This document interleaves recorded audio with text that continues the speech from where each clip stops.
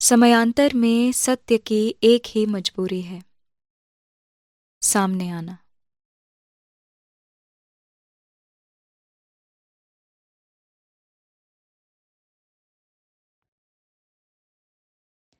नमस्कार, मेरा नाम है अनूर्वी मेहरा और आप मुझे सुन रहे हैं हाय ऑन साहित्य पर।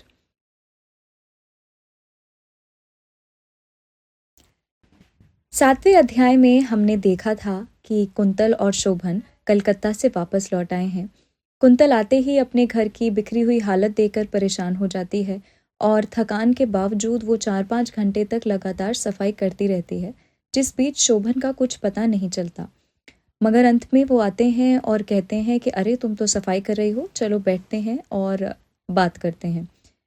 कुंतल को ये बात अच्छी लगती है क्योंकि उसे आखिरकार शोभन की तरफ से थोड़ा सा स्नेह मिल रहा होता है।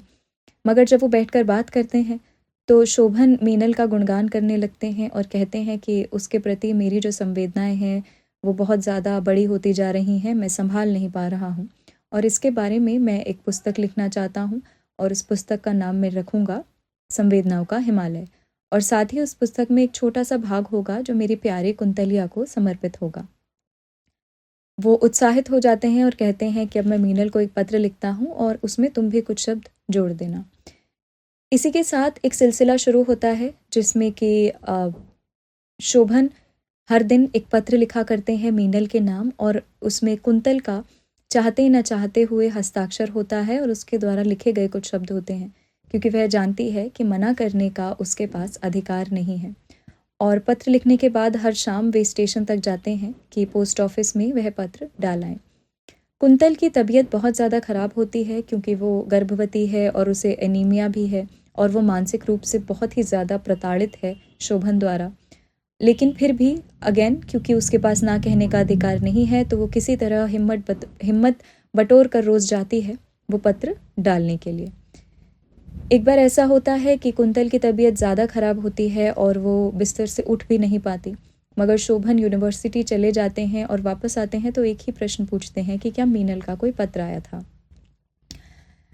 कुंतल जब बताती है कि वो बहुत ज़्यादा बीमार थी और बिस्तर से उठ नहीं पाई थी तो शोभन का एक जवाब होता है कि तुम उठकर चलती फिरती नहीं हो, इस वजह से तुम बीमार रहती हो, तुम्हारी गलती है कि तुम बीमार हो।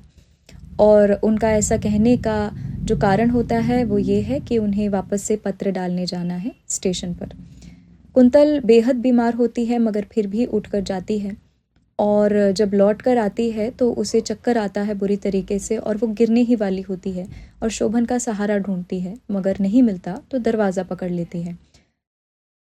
पलटकर देखती है तो शोभन एक पत्र में लीन होते हैं और आकर कहते हैं कि तुमने मीनल के लिए 2 शब्द क्यों नहीं लिखे इस पत्र में, तुम्हारे लिए शिकायत है मीनल के द्वारा। कुंतल बहुत ज़्यादा गुस्से में आ जाती है और शोभन पर फट पड़ती है और चिल्लाकर कहती है कि अब ये प्रपंच मुझसे और नहीं होगा। इसके जवाब में शोभन एक पीतल के वास से अपना सर फोड़ लेते हैं और जब माँ और डॉक्टर पूछते हैं कि ऐसा क्यों हुआ है तो वे झूठ कह देते हैं कि ये पीतल का वास मेरे सर पर गिर गया था। कुंतल ये देखकर बहुत ज़्यादा भयभीत हो जाती है और उसे बुखार चढ़ आता है और डॉक्टर कहते हैं कि ऐसी स्थिति में उसकी तबीयत और ज़्यादा बिगड़ना बिल्कुल भी अच्छी बात नहीं है, ना उसके लिए ना उसके भावी शिशु के लिए, और उसे दवाइयाँ लेती रहने चाहिए। लेकिन कुंतल नहीं चाहती कि वह ठीक हो जाए क्योंकि उसकी जो मानसिक पीड़ा है वह उतनी ज़्यादा बड़ी होती है कि वह चाहती है कि ये शारीरिक पीड़ा भी इतनी बढ़ जाए कि ये मुझे लील ले। शोभन अंततः उदास हो जाते हैं मगर उनकी उदासी का कारण होता है मीनल का एक पत्र जिसमें ये लिखा होता है कि उसे तपेदिक की बीमारी हो गई है और उसे खून की उल्टियाँ होने लगी हैं। अब आगे देखते हैं कि 8वें अध्याय में ये कहानी कैसे आगे बढ़ती है। हमेशा की तरह 8वें अध्याय के बारे में चर्चा इस अध्याय के बाद में की जाएगी डिस्कशन सेक्शन में। आप लोग अपने विचार कमेंट सेक्शन में लिखकर मुझसे साझा कर सकते हैं। यदि आप साझा करेंगे तो यह आगे आने वाले अध्यायों के लिए भी बेहतर रहेगा। अब शुरू करते हैं रेत की मछली का 8वां अध्याय। शोभन यूनिवर्सिटी से लौटे तो हर तरह का प्रबंध कर चुके थे। बैंक से पैसे निकलवा लिए थे, छुट्टी की अर्जी दे दी थी और सफ़र के लिए आवश्यक छोटा मोटा सामान खरीद लिया था। कोई सीधी बात सफ़र के बारे में नहीं हुई थी, लेकिन उन्होंने ये निर्णय कर लिया था कि कलकत्ते जाना होगा और तुरंत जाना होगा। मेरी सहमति उन्होंने नहीं ली थी, लेने का प्रयत्न भी नहीं किया था, लेकिन मुझे ये अच्छा ही लगा। ठीक ही हुआ कि उन्होंने सहमति लेने का प्रयत्न नहीं किया।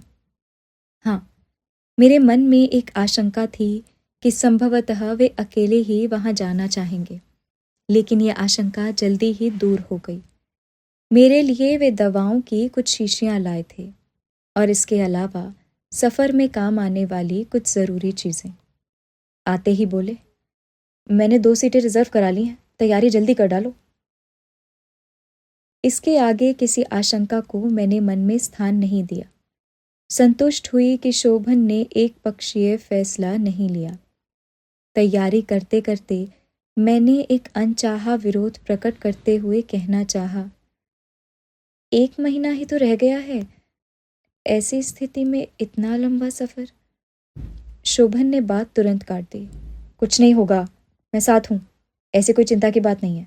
डॉक्टर का भी यही ख्याल है। डॉक्टर से आपने बात की थी? हाँ, मैंने फ़ोन किया था, उसे पूछ लिया है। उसने कहा है कि इसमें कोई हर्ज नहीं है, बस दवाएं नियम से खाती रहें। शाम होते होते सफ़र की तैयारी पूरी हो गई थी। तैयारी ज़्यादा बड़ी होनी भी नहीं थी। शोभन बहुत अधिक उद्विग्न और गंभीर थे। मीनल से मिलने की खुशी नहीं थी, बल्कि इस बात की आशंका उन्हें घेरे हुए थी कि मीनल होगी कैसी, सकुशल तो होगी। उसके पत्र में लिखा था कि उसे रक्त की उल्टियाँ होती हैं और बुखार उतरता नहीं है। शरीर जर्जर हो गया है। उनका चेहरा देखकर लगता जैसे उनका वह वाक्य उनकी आंखों से टपक जाएगा। रक्त कमल को बचाने के लिए मैं अपना सर्वस्व लगा दूंगा और तब भी न बचा सका तो टूट जाऊंगा। उस समय मेरे मन में कातरता भरा हुआ एक दर्द मात्र ही उभरा था, उससे अधिक कुछ नहीं। यद्यपि ये भी सही है कि उस वाक्य के पीछे इतना अधिक कुछ था कि दर्द नहीं, बल्कि हृदय से चीत्कार फूटना चाहिए था। गाड़ी जब हावड़ा स्टेशन तक पहुंची, हम लोगों ने बातें बहुत ही कम की। सच तो ये है कि बातों के लिए विषय ही नहीं था।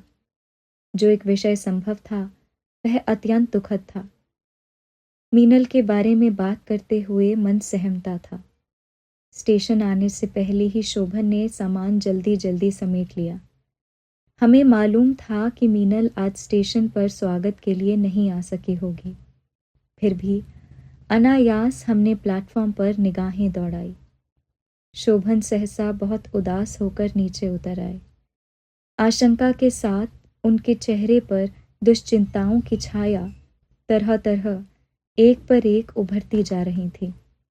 सफ़र के कारण चेहरा और भी जाने कैसा हो आया था। किस तरह कुली किया, कैसे टैक्सी स्टैंड तक पहुँचे और फिर कैसे मीनल के घर तक आए, ये पता नहीं लगा। टैक्सी रुकते ही बदहवास से शोभन टैक्सी से उतरे और झपटते हुए अंदर चले गए। टैक्सी ड्राइवर ने सामान उठाकर नीचे रखा। मैंने उसे पैसे दिए और टैक्सी चली गई। सामान यहीं छोड़ूं या नहीं, ये सोचती हुई थोड़ी देर में वहीं रुकी रही। बाहर सामान छोड़ना नहीं चाहती थी और अकेले खड़ी रहना अच्छा नहीं लग रहा था। मन खींच आया। किसी तरह छोटी अटैची हाथ में उठाई और अंदर आई।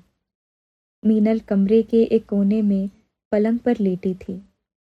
पलंग के पास कुर्सी पर उसकी कोई छात्रा बैठी थी और शोभन पलंग के किनारे बैठे हुए उसका माथा सहला रहे थे। मुझे देखा तो लज्जित हो आए और उठते हुए बोले, अरे तुम बैठो कुंतल, मैं सामान बाहर से लाता हूँ। कहकर वे तेजी से बाहर चले गए। पलंग पर लेटी हुई बेहद दुबली मीनल का चेहरा एकदम पीला पड़ गया था। मुझे देखकर उसने उठना चाहा, लेकिन मैंने रोक दिया। उसका हाथ छूते ही मैं सहम गई। उसे बहुत तेज बुखार था। उसका माथा जल रहा था और होठ नीले हो आए थे। मैं इतना ही पूछ सकी, कैसी हो मीनल? मीनल ने कुछ कहना चाहा लेकिन बोल नहीं पाई। अचानक खांसी बहुत जोर से उभर आई। खांसते खांसते वह आधी उठ गई। मुझे कुछ सूझ नहीं पाया। मैं जल्दी जल्दी उसकी पीठ सहलाने लगी। तभी खांसी के साथ उसे उल्टी आ गई। रोकते रोकते भी मेरी अंजुरी रक्त से भर गई। मेरा मन कांप उठा। मैंने कातर होकर मीनल की छात्रा की ओर देखा। भयभीत छात्रा को स्थिति समझते देर न लगी। तेजी से उठकर बाहर जाते हुए उसने कहा, आप ठहरिए, मैं पानी लाती हूँ। तभी सामान दोनों हाथों में उठाए हुए शोभन अंदर आए। इतना रक्त देखते ही उनका चेहरा सफ़ेद पड़ गया। मैंने कहा, किसी डॉक्टर को बुला लीजिए, जल्दी कीजिए। शोभन ने कुछ कहना चाहा लेकिन उनकी आवाज़ भर्रा गई। वे तुरंत बाहर चले गए। कोई 15 मिनट बाद वे डॉक्टर को लेकर अंदर आए। मीनल को देखकर डॉक्टर स्वयं अवाक रह गया। परीक्षा करने के बाद उसने मीनल को 2 इंजेक्शन लगाए और कहा कि इन्हें लगातार बर्फ चूसने को दीजिए। जाते जाते उसने हम दोनों को बाहर बुलाया। चिंता और सहानुभूति भरे शब्दों में उसने कहा, मरीज की हालत अच्छी नहीं है, मुझे क्षमा कीजिएगा। ये आपकी वाइफ हैं? शोभन ने कहा, नहीं, वो मेरी मित्र हैं, ये मेरी पत्नी है, कुंतल। शोभन ने मेरी ओर संकेत किया। ओह, तो हम आपको सलाह देंगे। आपकी वाइफ की कंडीशन बहुत डेलिकेट है, आप इनको मरीज से अलग रखिए। मैंने सुनकर मुंह नीचा कर लिया। शोभन ने फीस देकर दवाओं का पर्चा हाथ में ले लिया। सफ़र की थकावट मेरे पोर पोर में भरी हुई थी और ऊपर से मीनल की ऐसी दशा देखकर मन खराब हो आया। फिर भी अपने ऊपर नियंत्रण करके मैं मीनल के पास बैठी रही। शोभन दवाएं, बर्फ और बहुत से फल लेकर वापस लौटे। मीनल को सहज होने में बहुत समय लगा। रह रह कर खांसी उभर आती। एक बार खून की उल्टी फिर हुई। रात तक खांसी शांत हो जाने के बावजूद बुखार बहुत तेज हो गया था। शोभन बराबर बर्फ के पानी से भीगी हुई पट्टी उसके सर पर रखते रहे। काफी रात गए शोभन को मेरा ध्यान आया। बोले, तुम रात में भी ठीक से नहीं सोई थी और अभी खाना भी नहीं खाया है। ऐसी अवस्था में ऐसा ठीक नहीं है। जाओ, हाथ मुंह धो लो और खाना खाकर सो जाओ। रात में डॉक्टर दोबारा आया। मीनल को एक इंजेक्शन और दिया और कुछ हिदायतें देकर वह चला गया। मीनल को बीच बीच में तेज बुखार हो जाता था। निरंतर 5 दिन तक यही स्थिति रही। शोभन ने यूनिवर्सिटी को तार देकर अपनी छुट्टी और बढ़वा ली। लेकिन अब मीनल की हालत में काफ़ी सुधार हो आया था। छठे रोज़ हम दोनों से अधिक प्रसन्न स्वयं डॉक्टर ही था। कितनी ही बार उसने ये कहा कि मीनल की तबीयत उसकी दवा से ठीक हुई। हम लोग स्वयं भी यही मानते थे, लेकिन फिर भी डॉक्टर जैसे आशातीत प्रशंसा सुनना चाहता था। उस दिन शोभन ने कहा, कुंतल, मेरा ख्याल है अब हम लोग इलाहाबाद लौट चलें, क्योंकि मीनल की हालत अब काफ़ी सुधर चली है। मीनल अब सफ़र कर सकती है। वह इलाहाबाद में रहेगी तो उसका आगे का इलाज ज़्यादा अच्छा हो सकेगा। डॉक्टर स्वयं भी कह रहा था कि कलकत्ते की जलवायु मीनल के अनुकूल नहीं है। मीनल को वापस इलाहाबाद ले जाने के लिए काफ़ी इंतज़ाम करना पड़ा। इस बात का डर था कि उसकी हालत रास्ते में बिगड़ न जाए, लेकिन वैसा कुछ हुआ नहीं। सफ़र में कोई कठिनाई नहीं हुई। मीनल के स्वास्थ्य में किसी भी तरह की गिरावट नहीं नजर आई, बल्कि पीलेपन के बावजूद चेहरे पर थोड़ी सी खुशी ही झलक रही थी। शोभन के आग्रह पर इलाहाबाद तक अधिकतर वह सोती ही आई। घर पहुंचने पर शोभन ने सबसे पहला काम ये किया कि अपने परिवार के पुराने परिचित डॉक्टर को बुला लाए।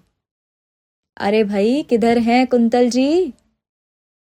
घर के अंदर प्रवेश करते ही डॉक्टर साहब ने ऊंची आवाज में कहा। मैं सामने ही मिल गई। भारी बिस्तर को घसीटकर बेडरूम में पहुंचाने की कोशिश कर रही थी। अरे ये क्या कर रही हैं आप? डॉक्टर साहब ने आश्चर्य भरे स्वर में कहा। इस तरह तो आप सुसाइड कर लेंगी। ऐसा सामान आप क्यों उठाती हैं? मैंने लज्जित होकर होल डाल छोड़ दिया। उन्हें नमस्कार किया। नमस्कार का उत्तर देकर उन्होंने तुरंत कहा, देखिए साहब, इस तरह की गड़बड़ करने पर डॉक्टर क्या, भगवान भी कुछ नहीं कर सकता। अच्छा कुंतल जी, अब आप चलिए, मैं चेकअप कर लूं। इस बीच मैंने देखा, शोभन चुपचाप जैसे अवाक से खड़े हुए मुझे और डॉक्टर साहब को देखे जा रहे थे। मैंने कमज़ोर स्वर में कहा, मैं तो बिल्कुल ठीक हूँ डॉक्टर साहब। शोभन को जैसे सहारा मिला। तेजी से बीच में आकर बोले, डॉक्टर साहब, बात यह है कि वो मीनल हमारे साथ आई है, उसे कुछ तकलीफ है। मीनल? डॉक्टर साहब ने आश्चर्य से पूछा। हाँ डॉक्टर साहब, मेरी बहन है, कलकत्ते से आई है, उसे टीबी है। हे भगवान! डॉक्टर साहब ने आशंकित होकर कहा। ऐसे मौके पर, मेरा मतलब है कुंतल जी की ऐसी हालत है और आप घर में टीबी के मरीज को ले आए? उसे सैनिटोरियम में क्यों नहीं ले गए? शोभन सफाई नहीं दे पाए। किसी तरह बात काटकर बोले, डॉक्टर साहब, आप जरा देख तो लीजिए, मैं जानता हूं वह आपके इलाज से ही ठीक होगी। डॉक्टर साहब शोभन के पीछे पीछे सीढ़ियों से होकर ऊपर नीले कमरे की ओर चले गए। मैं किसी सीमा तक उपेक्षा से अपमानित वहां खड़ी रही और उसके बाद जिसे जिद में आकर डॉक्टर साहब की बात को भूलकर भारी होल डाल घसीटकर अंदर ले चली। मीनल के लिए ढेर से फल और दवाइयाँ और शोभन के स्नेह से नीला कमरा भरा भरा रहने लगा। लेकिन वह कमरा जितना ही भरा लग रहा था, उतना ही अधिक मेरा मन खाली था। मैं धीरे धीरे अपने ही संसार से निर्वासित की जा रही थी। बल्कि शोभन ने मुझे सलाह भी दी थी कि मैं जहाँ तक हो सके सीढ़ियाँ न चढ़ूं। इस सलाह के पीछे जो भी रहा हो, इतना अवश्य है कि मेरे मन में एक विद्रोह उभर आया था। मुझे लगने लगा था कि ये सलाह केवल शुभकामना के लिए नहीं है। ये सलाह जानबूझकर मुझे अपने नीले कमरे से अलग रखने के लिए दी जा रही है। एक बार मन करता था कि उस नीले कमरे में जाना हमेशा के लिए छोड़ दूं। दूसरी बार मन कहता था कि मेरा जो अधिकार है उसे मैं बलात ही अपने हाथ में रख लूं। किसी तरह दीवारों का सहारा लेकर मैं सीढ़ियां चढ़ती और नीले कमरे तक पहुंच जाती। अक्सर मैं देखती थी कि हल्की चादर ओढ़े हुए मीनल पलंग पर लेटी है और शोभन उसके ऊपर झुके हुए उससे बातें कर रहे हैं। मुझे देखकर जैसे थोड़ा सा सावधान हो जाते थे और मुझे सीढ़ियां न चढ़ने की हिदायत देकर फिर बातों में तल्लीन हो जाते। मन बहुत अधिक जलता था। रोए रोए में क्षोभ का कंपन दौड़ जाता था। ये ऊपर न आने की हिदायत किसके लिए है आखिर? मेरे लिए या मीनल के लिए? क्यों दी जाती है? ये हिदायत मेरे और शोभन के बीच क्या जंगली लतर का पर्दा नहीं खींचती जा रही है? ऐसी ही एक वर्जना के बाद उत्पन्न विद्रोह के सहारे मैं एक दिन नीले कमरे तक सीढ़ियां चढ़कर गई। उतनी देर तक तो अपने आप को साधे रही, लेकिन ऊपर पहुंचते पहुंचते चक्कर आ गया। लगा आंखें बंद नहीं करूंगी तो शायद चक्कर खाकर सीढ़ियों पर जा गिरूंगी। कमरे के अंदर बढ़कर अनुमान से हाथ बढ़ाकर मैंने दीवार थाम ली और तब आंखें खोली। दृश्य स्पष्ट नहीं था। ऐसा लगता था हर चीज पानी के अंदर तैर रही हो। शोभन को मेरी उपस्थिति का पता अब चला था। लेकिन उस एक क्षण में शोभन के सावधान होते होते मुझे बहुत कुछ दिखाई दे गया। शोभन और मीनल सामान्य स्थिति में नहीं थे। मेरे कंठ से संभवतः एक दबी हुई चीख निकली। शोभन उसी स्थिति में पलंग के नीचे उतरे। झपटकर उन्होंने बाहों में मुझे थाम लिया। सिर इस तरह घूम रहा था कि चाहकर भी मैं प्रतिवाद न कर पाई। सहारा देकर वे मुझे पलंग तक ले गए। मेरे शरीर से पसीना छूट रहा था। शोभन जैसे बहुत सदय होकर बोले, मैंने तुम्हें मना किया था ना कि तुम सीढ़ियां मत चढ़ो, तबीयत खराब हो जाएगी। मुझे अभी भी चक्कर आए जा रहे थे। खुलकर बलात बंद होती हुई आंखों से मैंने इतना अवश्य देख लिया था कि मीनल एक चादर लपेटे हुए उस पलंग के दूसरी ओर मुंह किए लेटी है। चादर से शरीर का जितना हिस्सा दिख रहा था उससे लगता था कि वह बिल्कुल निर्वसना है। उसके उस रूप पर कोई प्रतिक्रिया देने योग्य मनस्थिति नहीं थी। बेहद चिंता का नाटक करते हुए शोभन ने मेरी गर्दन, बाह और कमर को बार बार छुआ। तुम तो बिल्कुल पसीने से भीग गई हो कुंतल। यातना के उस असहाय और अछोर रेगिस्तान के बीच उनका वह छोटा सा स्पर्श भी बहुत अच्छा लगा। मैंने शोभन के हाथ को रोकना चाहा, लेकिन मैं अशक्त हो चुकी थी। उन्होंने गर्मी और पसीने का पर्दा खड़ा करके मेरे ऊपर के कपड़े उतार दिए। संभवतः कुछ महीनों का ही अंतराल रहा होगा, लेकिन अपने सीने पर उनका स्पर्श जैसे बरसों के बाद महसूस हुआ। पलंग पर मीनल की ओर आहट हुई। उसने करवट बदली थी। करवट बदलकर संभवतः उसने देखा भी होगा। शोभन ने मुझे कंधों में समेट लिया। उनका शरीर उत्तेजना से कांप रहा था।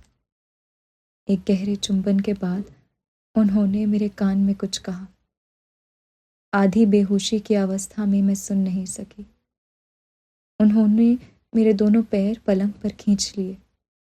उनकी दोनों हथेलियां गर्म और तपती हुई मैंने अपने पैरों और कमर पर महसूस की। नहीं शोभन, नहीं, मैंने अस्फुट स्वर में कहा। उत्तर में शोभन ने भी कुछ कहा, लेकिन उसी तरह अधलेटे उन्होंने मीनल को अपने निकट खींच लिया। जल्दी में मीनल ने जो चादर लपेटी थी वह कुछ ज्यादा ही उलझ गई। शोभन ने उसे खींचा होगा, ऐसा मैंने महसूस किया, क्योंकि मीनल का दबा हुआ प्रतिवाद सुनाई दिया। लेकिन वही अंतिम प्रतिवाद था। सिर का चकराना अब कुछ कम हो गया था। अपने अनावृत होने का ध्यान उभर आया। मैंने अलग हटना चाहा, लेकिन शोभन ने हटने नहीं दिया। मीनल को उन्होंने इस तरह खींचा कि उसका सिर मेरी गोद में आ गया और उसकी एक बाह मेरे पैरों के दूसरी ओर आकर उलझ गई। ये भी संभव है कि मीनल ने जानबूझकर वह बाह उलझा ली हो। शोभन किसी लोलुप की तरह उस पर झुक गई। मीनल का उघड़ा हुआ शरीर किसी सफेद मछली की तरह फैला हुआ था। उसके संकोच का शीशा गिरकर टूट गया था। शोभन का दूसरा हाथ उसकी छातियों तक पहुंचा और तब एक नई यातना ने मुझे घेर लिया।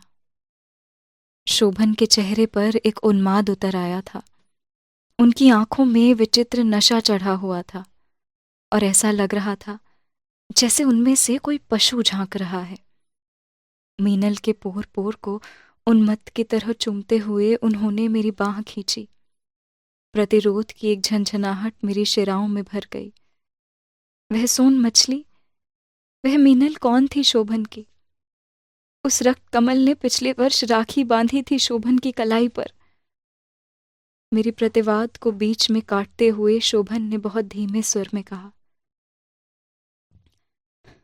एकात्म हो जाने दो कुंतल, आओ हम सब एकात्म हो जाएं। मैं, मीनल, तुम, हम सब में उस सुख को बहने दो। उनकी आंखों का पशु बाहर आ गया था। अपने आप को समेट कर वे मीनल के ऊपर आए। मीनल की उंगलियां मेरी बाह में कसकर चुभ गई और उसने एक गहरी सिसकी ली। मीनल जैसे एक उफान भरा हुआ समुद्र बन गई थी और बार बार ऊंची लहरें उठ रही थी। शोभन ने उसके वक्ष को मसलते हुए सहसा जोर से उसे खींच लिया। मीनल के कंठ से एक दबी हुई चीख निकली। वे दोनों पसीने से नहा गए थे। थोड़ी देर ज्यों के त्यों हाफने के बाद मीनल को जैसे अचानक होश आ गया। वह छटपटाकर अपने आप को ढकने के लिए चादर खोजने लगी, लेकिन उस चादर से अब क्या छुप सकता था। सत्य इतना बड़ा था जिसे दुनिया की कोई भी चादर अब छुपा नहीं सकती थी। उस दिन शाम तक दर्द बहुत बढ़ गया। मैं बेचैन हो उठी। बार बार होठ दांतों से दबाकर पेट में उठते हुए शूल को वश में करने की कोशिश करती। मन कर रहा था कि चाहे जो कुछ हो जाए, अब इस दर्द को शोभन के साथ बांटने नहीं जाऊंगी। यह संयोग ही है कि पूजा समाप्त करने के बाद शोभन की माँ जाने क्या खोजती हुई मेरे कमरे में आई। मुझे देखकर वे चकित रह गई। हड़बड़ाकर बोली, अरे मुझे पहले क्यों नहीं बताया कुंतो? अरे शोभन, शोभन! शोभन को आवाज देती हुई वे तेजी से आंगन की ओर भागी। क्षण भर में उन्होंने पूरे घर में शोर मचा डाला। शोभन और मीनल किसी तरह जल्दी जल्दी नीचे आए। माँ उन्हें देखते ही जैसे उन पर बरस पड़ी। अरे तू कैसा पति है शोभन? तुझे इतना भी नहीं पता कि बहू की क्या हालत है?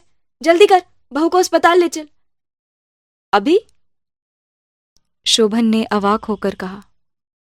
अरे और फिर क्या? पागल हो गया है? माँ उनके ऊपर फिर चिल्लाई। अस्पताल से मुझे आमतौर पर नफरत थी। अस्पताल की गंध से मुझे चक्कर आने लगते थे। फिर भी मैंने अपने मन को पक्का किया। घर से बाहर आते आते जाने क्यों उस जंगली लतर पर दृष्टि चली गई। लतर अब बहुत बुरी तरह फैल गई थी। जाने क्यों पहली बार मेरे मन में आया कि अब कोई उपाय नहीं है। कितना भी चाहूं, ये लतर तो बढ़ेगी और इतनी बढ़ेगी कि समूची फुलबगिया को ढक लेगी। अस्पताल पहुंचते पहुंचते मेरी हालत और बिगड़ गई। डॉक्टर ने परीक्षा की और चिंतित हो आई। उस समय डॉक्टर ने शोभन और माँ को अलग ले जाकर क्या कहा था मैं सुन नहीं पाई थी। ये बाद में ही मालूम हुआ था कि बच्चे की हृदय गति बहुत अधिक धीमी हो गई थी। मेरा शरीर भी नीला पड़ता जा रहा था। डॉक्टर ने कहा था कि बड़ा ऑपरेशन किए बिना जान को खतरा है। उपाय कुछ था भी नहीं। हल्के से कहीं अंदर की ओर से एक मृत्यु भय उभरा। ऑपरेशन बहुत जरूरी है। ऑपरेशन बहुत गंभीर है। उसके बिना क्या होगा, और अगर ऑपरेशन स्वयं सफल न हुआ तो? मृत्यु भय मेरी आंखों के आगे अंधेरे पर्दे की तरह झिलमिलाने लगा। एक क्षण वह अंधेरा पर्दा फुलबगिया की जंगली लतर का गुच्छा बन जाता था। फिर अगले क्षण मृत्यु भय। क्या वह जंगली लतर अंततः जीत गई? क्या उस जंगली लतर से मेरी फुलबगिया का संघर्ष इस तरह विवशता के साथ यहीं समाप्त हो जाएगा? मन में एक छटपटाहट उभर आई। लगा कि अब चुप रहना सुरक्षित नहीं है। और फिर मैंने देखा शोभन का चेहरा। आंखों के सामने खिंची हुई मृत्यु भय की चादर से जो कुछ दिखाई दिया, उसको लेकर कोई अनुमान लगाया नहीं जा सकता था। शोभन का चेहरा गंभीर था, लेकिन उस गंभीरता की व्याख्या करने लायक चेतना नहीं थी। एक बार मैंने देखा कि उसी तरह गंभीर झुके हुए वे किसी फॉर्म पर दस्तखत कर रहे हैं। मृत्यु भय की दरख्वास्त फिर उभर आई। शोभन ने फॉर्म पर दस्तखत करने से इनकार क्यों नहीं किया? उनके मन में क्या है? फुलबगिया की उस जंगली लतर से शोभन का कोई समझौता तो नहीं है? एक गोपनीय रहस्यमय समझौता कि वह लतर जब जब फैलेगी शोभन अपने मन का समर्थन उसे देंगे। एक क्षण के लिए मुझे ये भी लगा कि शोभन की जगह उस जंगली लतर की कोई विषैली डाल ही वहां आ खड़ी हुई है जो मेरे भाग्य का विधान लिख देना चाहती है। ऑपरेशन थिएटर में क्लोरोफॉर्म दिए जाने से पहले एक बार फिर मेरे मन ने विद्रोह किया। उस फॉर्म पर शोभन ने हस्ताक्षर कर दिए थे, जिस पर लिखा था कि ऑपरेशन के दौरान यदि रोगी की मृत्यु हो जाए तो मैं इसके लिए किसी को दोष नहीं दूंगा। फुलबगिया की विषैली लतर ने संभवतः चाहा भी होगा कि मेरी मृत्यु हो जाए। उस विषैली लतर ने ही हस्ताक्षर किए होंगे। मैं नहीं चाहती थी, लेकिन फिर भी मूक छटपटाहट के वे क्षण अब समाप्त हुए और क्लोरोफॉर्म ने मेरी चेतना पर कब असर किया मैं नहीं जानती। गहरे और गहरे लगातार चेतनहीनता के कुएं में गिरते जाने का अनुभव भी समाप्त हो गया।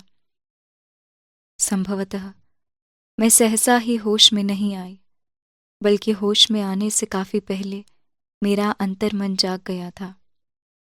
मुझे इस बात का बोध नहीं, लेकिन बाद में किसी ने मुझे बताया था कि होश में आने से पहले मैंने चीत्कार किया था, छोड़ दो मुझे, छोड़ दो, छोड़ दो। मेरे पति को छीन लिया, मेरे बच्चे को मत छीनना। पानी, पानी, पानी।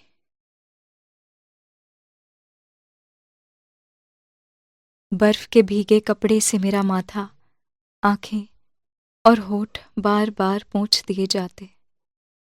बार बार पानी मांगने पर मार्फिया और दूसरे इंजेक्शन बराबर दिन रात 3-3 घंटे पर लगाए जाते। सारा तन भेद दिया गया था। सेलाइन वाटर की बोतल एक के बाद एक दूसरी बाह में लगी रहती। तीसरे दिन मेरी हालत में कुछ सुधार हुआ। मैं आसपास के परिवेश को समझने लायक स्थिति में हुई, लेकिन तब एक और कष्ट ने मुझे आ घेरा। शोभन ने बताया कि बेबी की हालत अच्छी नहीं है। शायद उसके पेट में विषैला पानी चला गया है। शोभन इस तरह बोल रहे थे जैसे उनका स्वर बड़ी दूर से आ रहा हो। मेरे रोए रोए में कड़वाहट भर गई थी। वह जहर बेबी के बजाय मेरे शरीर में क्यों नहीं फैल गया? क्या वह जंगली लतर इस तरह मेरे प्यार को भी समेट लेगी और मेरे प्यार के साथ मेरे अपने वात्सल्य की भी आहुति ले लेगी?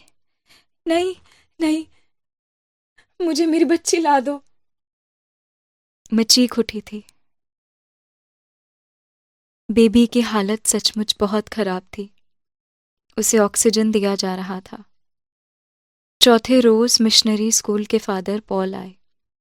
एक क्षण के लिए उनको देखकर न जाने कैसे मेरे तन मन की व्यथा और जलन शांत हो गई, लेकिन मन की उदासी और बेबसी और अधिक गहरी हो आई।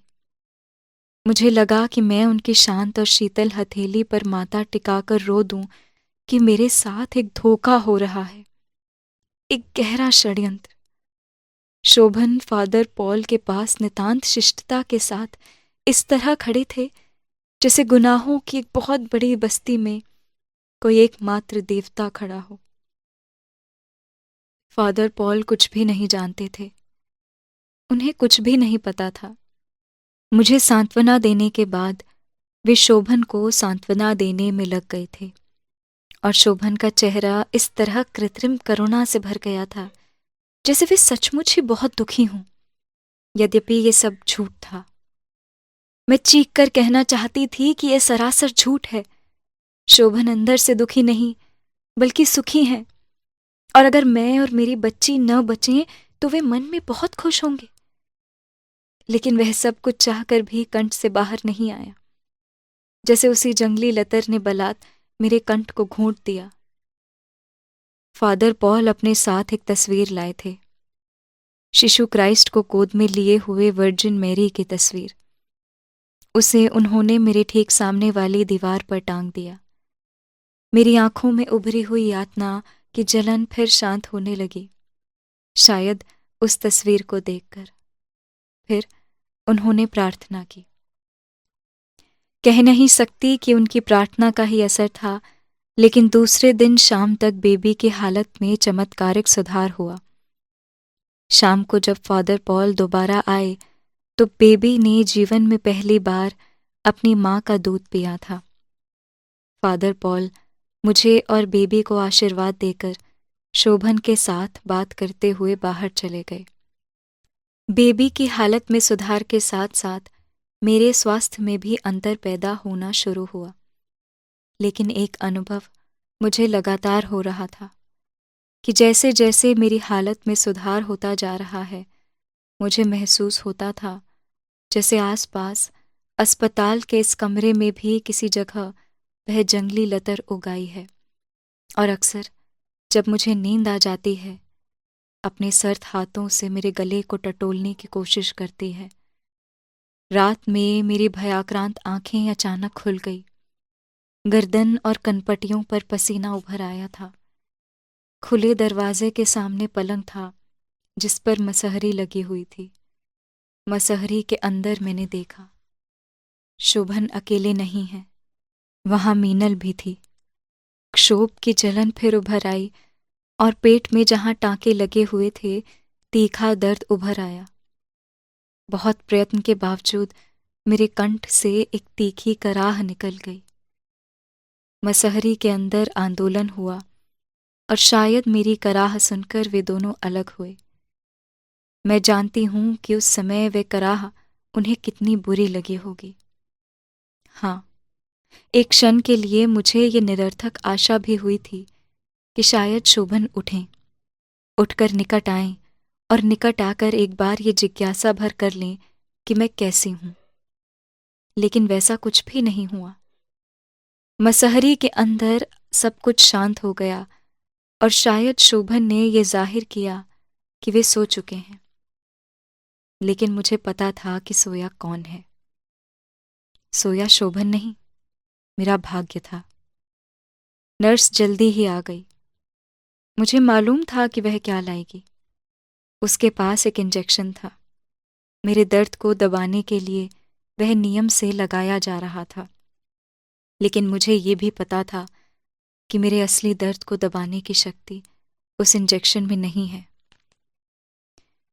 हर पहर के बाद शरीर के किसी हिस्से में ऊपरी दर्द को दबाने वाली सुई धंसा दी जाती और मुझे बेहोशी वाली नींद आ जाती। रात अपनी गर्दन पर उस जंगली लतर के ठंडे स्पर्श से नींद खुलती तो दिखाई देता कि सामने बरामदे में लगे मसहरी के अंदर एक ऐसी समानांतर दुनिया हंस खेल रही है जो मुझे अपनी ही दुनिया से देश निकाला दे देना चाहती है। मीनल और शोभन मेरे दर्द और मेरी उपस्थिति से बिल्कुल निस्संग, जिसे निश्चिंत होकर एक दूसरे में लीन हो जाते थे। 20 दिन इसी तरह घुटते हुए गुजार दिए। अस्पताल का मेरा वह पलंग सारी दुनिया के बीच रहते हुए भी ऐसा लगता था जैसे चुपचाप उठाकर किसी घनघोर जंगल में बेसहारा छोड़ दिया गया है। 20 दिन बाद डॉक्टर ने कहा, शोभन से ही कहा, कि वे अब मुझे घर ले जा सकते हैं। आज सोचती हूँ कि मेरा मन कितना मासूम था कि एक क्षण के लिए घर की बात सोचकर खिल आया।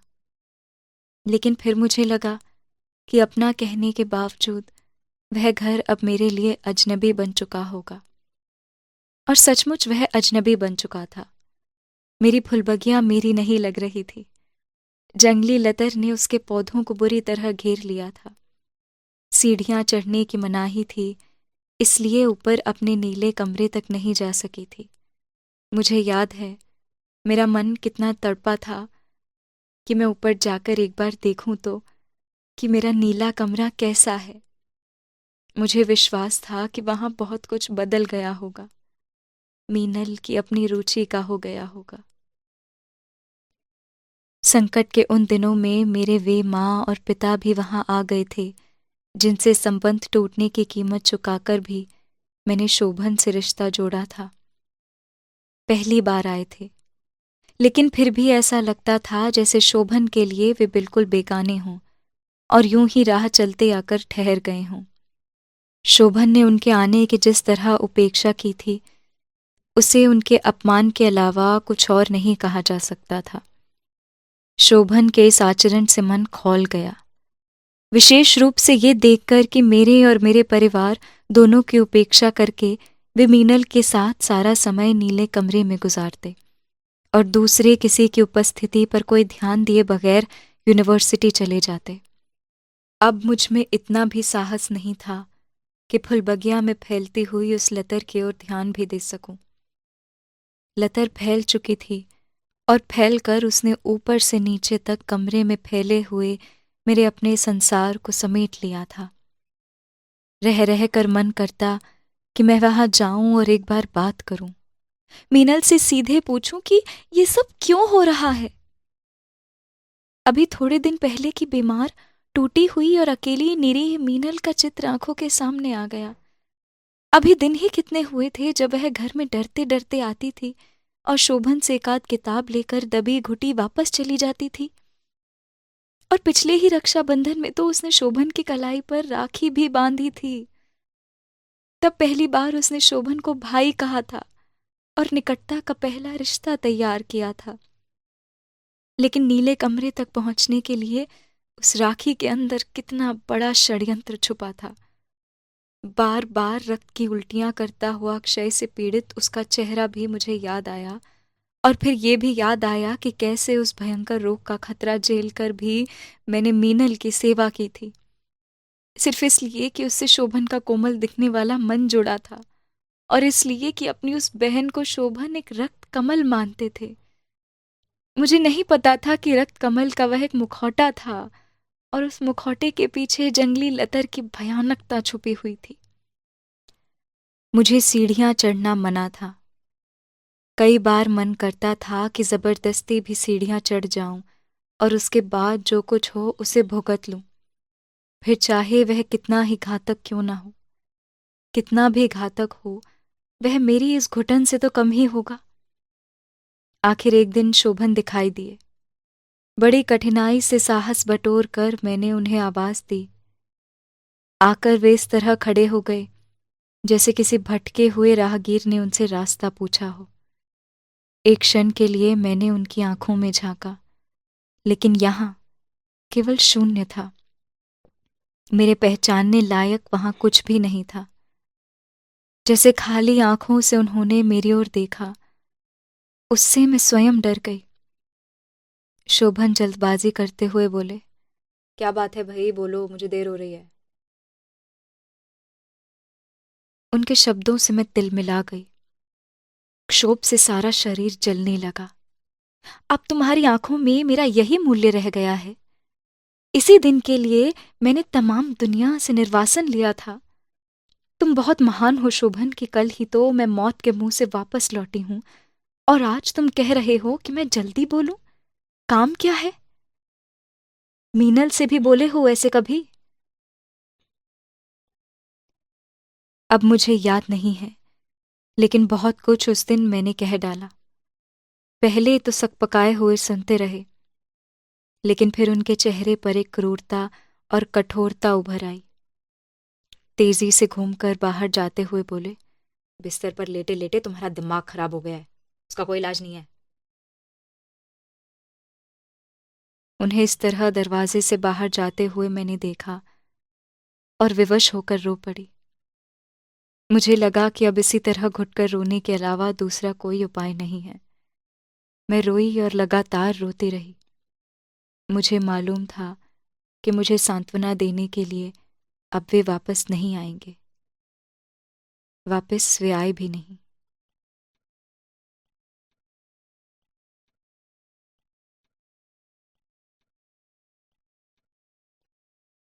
बहुत शुक्रिया यह अध्याय यहाँ तक सुनने के लिए। अब आइए इस पर चर्चा करते हैं। कुंतल को सांत्वना देने के लिए शोभन नहीं आए, मगर मैं आपको सांत्वना देने के लिए यहाँ मौजूद हूँ, क्योंकि जितना संवेदनशील यह अध्याय है, इसे पढ़ना मेरे लिए जितना कठिन रहा, मैं जानती हूँ कि आपके लिए इसे सुनना अधिक नहीं तो उतना ही कष्टदायक, पीड़ादायक ज़रूर रहा होगा, मगर ये कुंतल की हिम्मत है सर्वप्रथम कि वो इसको झेल गई। उसके बाद कि हमारी हिम्मत है कि हमने इसे पढ़ा और पढ़ते रहने की हिम्मत बनाए रखी। मुझे समझ नहीं आता है कि अब मेरे चर्चा करने का कोई कारण रह गया है या नहीं रह गया है, क्योंकि शोभन इतने ज़्यादा घटिया, गलीज, घिनौने इंसान हैं। इंसान भी कहने में शर्म आती है कि उस पर चर्चा करना या आपसे बताना कि इन्होंने ये गलत किया, वो गलत किया, ऐसा लगता है कि मजाक चल रहा है। क्योंकि शोभन के लिए सच में हर चीज़ मजाक ही है। उन्हें सिर्फ वही दिखता है जो उन्हें चाहिए होता है, और चाहे वो कितना ही गंदा और गलीज क्यों ना हो। लेकिन फिर भी क्योंकि मैंने विधान रखा है कि मैं आपसे डिस्कस करूंगी, तो मैं आपसे डिस्कस करूंगी।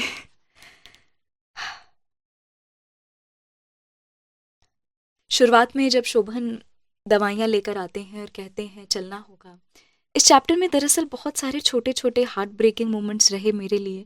जब पढ़ते पढ़ते मेरा दिल टूट गया कुंतल के लिए, कि जब वो कहते हैं कि हमें चलना होगा और तुम्हारी टिकट भी मैंने कर ली है, तो कुंतल कहती है कि मुझे संतुष्टि हुई कि उन्होंने एक पक्षीय फैसला नहीं लिया।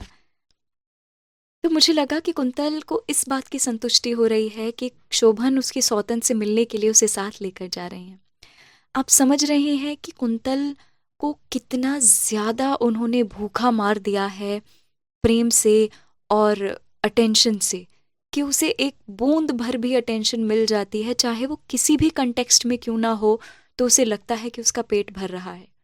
That is what abuse does to a person, कि उनको पूरी दुनिया से दूर करके एक भूख के इतने बड़े जंगल में छोड़ दिया जाता है, और एक एक बूंद के लिए वो मारे मारे फिरते हैं, और उन्हें जब उस एक बूंद का आधा हिस्सा भी मिलता है तो उन्हें, चाहे वो किसी भी सिचुएशन में क्यों ना हो, जैसे आगे आने वाली सिचुएशन में मैं आपसे साझा करूंगी कि उस, आप सुन ही चुके हैं, मगर फिर भी उस सिचुएशन में भी कुंतल को अच्छा लगा कि शुक्र है इन्हें मेरा ख्याल तो है कम से कम।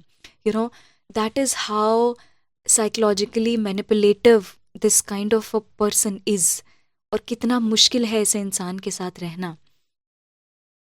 और वो इंसान कहता है कि तुम्हें कुछ नहीं होगा, मैं साथ हूँ, इसकी कोई चिंता नहीं है। अरे आप साथ हैं, यही सबसे बड़ी चिंता है। आप नहीं होते तो कोई चिंता ही नहीं थी। और वो ये भी कहते हैं कि डॉक्टर का भी यही ख्याल है कि तुम साथ में चल सकती हो। लेकिन बाद में जब डॉक्टर सच में सामने प्रकट होते हैं और कहते हैं कि ये क्या पागलपन है, तो डॉक्टर कहते हैं कि इन्हें तो ट्रैवल नहीं करना चाहिए, ना ही उन्हें ऐसे किसी मरीज़ के पास होना चाहिए। तो तब मेरे दिमाग में ये बात आई थी कि शायद शुरुआत में शोभन ने झूठ बोला था, क्योंकि कोई भी समझदार डॉक्टर कुंतल को ट्रैवल करने के लिए अलाउ नहीं करेंगे। मगर फिर भी इससे अगला जो हार्ट ब्रेकिंग मोमेंट होता है कुंतल की तरफ से मेरे लिए, वो ये था कि जब वो कलकत्ता पहुंचते हैं तो मीनल कहती है कि sorry, I am so sorry, quintal कहती है कि मीनल के बारे में बात करते हुए मन सहमता है, क्योंकि और कोई टॉपिक है नहीं, रह नहीं गया है उसके और शोभन के बीच। मगर वो डरती है क्योंकि उसे पता है कि शोभन किस हद तक रिएक्ट कर सकते हैं अपने आप को नुकसान पहुंचाने के लिए, और शायद कुंतल को पहुंचाने के लिए भी। खैर, होता ये है कि वो कहती है कि हमें मालूम था कि मीनल हमें लेने नहीं आएगी, फिर भी हमने प्लेटफॉर्म पर निगाहें दौड़ाई। वो कह सकती थी कि शोभन ने निगाह दौड़ाई, मगर कुंतल ने अनायास ही उसमें अपने आप को इंक्लूड कर लिया है। अगेन वो जो मैं आपसे बार बार कहती हूँ कि उसकी जो एम्पैथी है, any person who is empathetic can not help being empathetic, just how Shobhan can not help being narcissistic, because that's who he is as a person. तो वो अपने आप को इंक्लूड कर लेती है, और वो ये भी कहती है कि शोभन का चेहरा कैसा हो गया था। वो अभी भी सेंसिटिव है शोभन के प्रति, because a good person can't help being a good person, right. और उसके बाद मेरी जो घिन है शोभन के प्रति वो बढ़ती ही जाती है, और शायद आपकी भी बढ़ती गई होगी, जब वो अपनी 8 महीने की गर्भवती पत्नी को छोड़कर मीनल के लिए भाग जाते हैं। टैक्सी में वो अकेली बैठी है, इतना सामान है, मगर उनको तो कोई सुध ही नहीं है। उनको सिर्फ और सिर्फ मीनल दिखाई देती है। अच्छा, जब मीनल का ये प्रसंग होता है तो मैंने ये गौर किया कि जब दिखाई देने वाली बात आई तो मीनल का परिवार नहीं दिखाई देता, विच सजेस्ट कि मीनल को शायद उसके परिवार ने भी त्याग दिया है उसकी गिरी हुई हरकतें देखकर, क्योंकि ये बात कि उसे खून की उल्टियाँ हो रही हैं और वो खांसती रहती है और वो ठीक नहीं है, ये बात क्या उसने सिर्फ शोभन को ही बताई होगी? क्या उसके परिवार को बिल्कुल भी भनक नहीं पड़ी होगी? और पड़ी भी हो या न भी पड़ी हो, उनको ये बात न पता होना और पता होने के बावजूद उनका वहाँ ना होना, ये दोनों ही परिस्थितियों में मीनल के लिए कितनी शर्मनाक बात है। इसका परोक्ष तौर पर जिक्र नहीं किया गया है, मगर हम समझ पाते हैं कि मीनल का ध्यान रखने के लिए सिर्फ शोभन और कुंतल हैं, क्योंकि Meenal is not considered a person who is worth taking care of bye her family. इससे मुझे ये समझ आया कि उसका त्यजन कर दिया गया है, और क्योंकि सिर्फ शोभन ही है जो उसको झेल सकते हैं तो शोभन ही दौड़े दौड़े आते हैं। और फिर अगला घिनौनापन शोभन की तरफ से ये आता है कि वो जब शुरू में कह रहे होते हैं कि कुंतल, मेरा ख्याल है अब हमें इलाहाबाद लौट जाना चाहिए क्योंकि मीनल की हालत में अब काफ़ी सुधार आ गया है, तो यहाँ पर लगता है कि ये तो आपने अच्छी बात कही है, मगर अगले ही वाक्य में तख्ता पलट जाता है और वो कहते हैं कि मीनल अब सफ़र कर सकती है। गालियाँ नहीं दे सकते हैं तो आप समझ जाइए। आप फिल इन द ब्लैंक्स कर लीजिए। आ,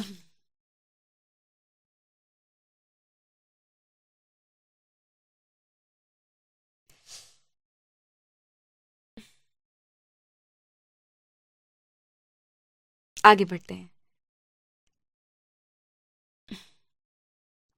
और मीनल को घर पे लाने के बाद शोभन जो घिनौनापन करते हैं, ओ माय गॉड,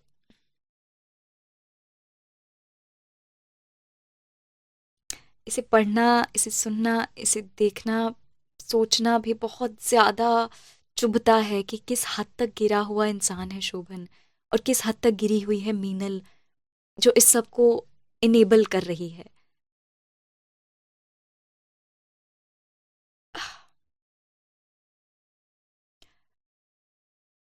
और एक और एक अगला हार्ट ब्रेकिंग मोमेंट फिर से कुंतल के लिए आता है, जब वो स्थिति में होती है जब मीनल भी वहाँ है और वो नग्न है, और शोभन कितना कितना गंदा आदमी है कि वो उसके सामने कुंतल के कपड़े उतार रहा है और उसे छू रहा है, क्योंकि वो इतना ज़्यादा यू नो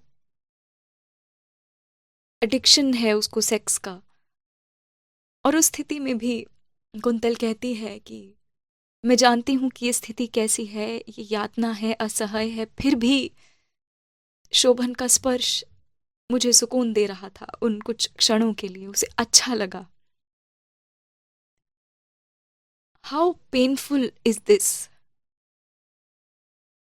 कि शोभन ने उसको अपने जाल में कितनी बुरी तरह फंसाया है, उसने उसको प्यार की ऊंचाइयों तक ले गया कि कुंतल के शरीर को वो ऊंचाइयां याद हैं, वो प्रेम याद है। प्रेम वहाँ है नहीं, मगर प्रेम का जो वो छलावा था जिसमें उसने कुंतल की बॉडी को यूज़ किया था, उसमें भी कुंतल को लग रहा है कि मुझे अच्छा लगा कि कम से कम तुमने मुझे छुआ तो सही। मैं इस प्रसंग में मेरा दिल टूट गया था ये पढ़कर कुंतल के लिए। और फिर वो जो शोभन बकता है अपने मुंह से कि हमें एकात्म होना, कितना ज्यादा घिनौना है ये। I am sorry, I have no no bars held for me this time for my emotions, कि कितना ज़्यादा गंदा है ये। अगर आपको मैं दिखा सकती तो मैंने इन पंक्तियों के नीचे लिखा हुआ है कि I want to puke. That is how disgusting this man is, कि वो अपने अच्छे बड़े बड़े शब्दों के पीछे उसका जो बहुत ज़्यादा पशुता वाला चेहरा छुपा हुआ है, उसके जो नाखून छुपे हुए हैं जिससे वो नोच देता है किसी भी कांटेक्ट में आने वाले व्यक्ति के जीवन को, वो दिखते हैं। क्योंकि वो राइटर अच्छा होगा, उसके शब्द अच्छे होंगे, लेकिन उन शब्द के पीछे जो करकट है, वो समय के साथ दिखने लगता है।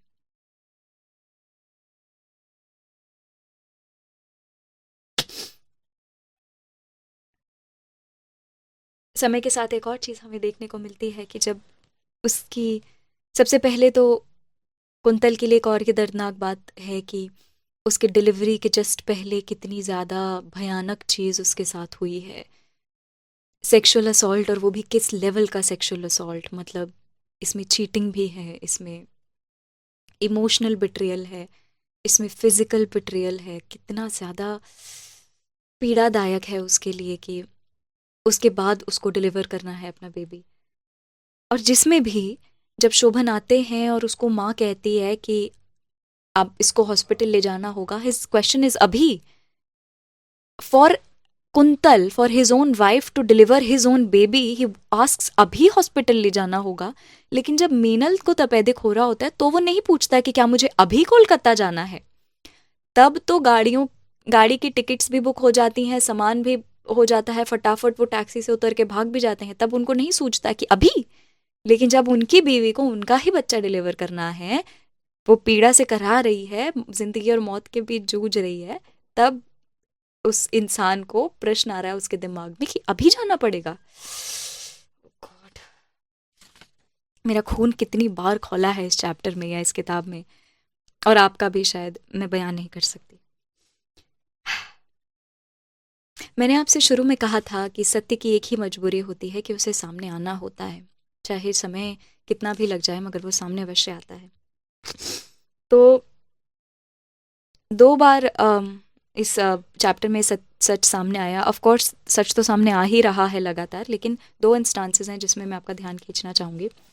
पहला तो ये कि जब उनके पिता, कुंतल के पिता और माता आते हैं और वो देख रहे होते हैं कि पहले तो उनका कोई वैल्यू ही नहीं है इस घर में जहाँ पर उनकी बेटी आई है, क्योंकि शोभन को कोई लेना देना है नहीं, और वो पूरे समय मीनल के साथ एक कमरे में रहते हैं।